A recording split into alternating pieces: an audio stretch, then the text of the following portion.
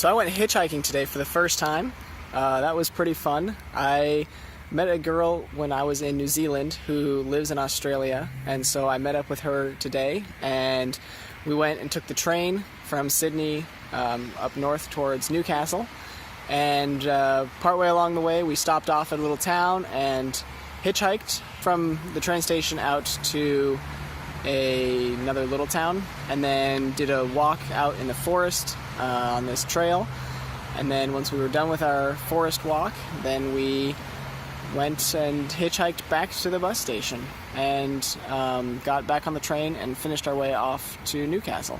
So yeah, it was surprisingly easy. I don't know if it's always going to be that easy, but the first time we stopped and stuck our thumbs out, and it was like the fourth or fifth car stopped and picked us up, and then on the way back it was the first car picked us up.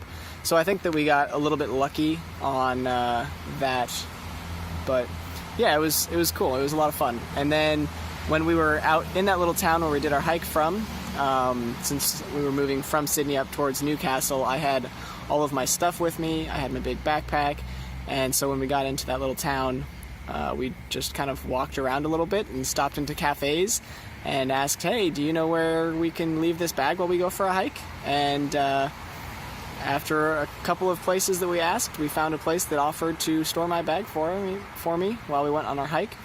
So yeah, that was really awesome. Got to hitchhike out, just leave my bag at a little cafe, and then go for our hike, and then pick up my bag and hitchhike on again when we were done. So I spent the last couple days up in Newcastle, living with some people that I just met. I met this girl in New Zealand, and she knows these people that I've been living with for the last few days, and they're really into communal living, which is really cool. So the way that they've got it working out is there's like 4 houses that are all, kind of together, and the people in these houses have decided to live communally with each other. So they all come and go from each other's houses, they share internet, they share meals together. It's really, really cool. So yeah, just kind of a different way of living than what I've seen or really been used to, but it was really cool to see that and get to experience that.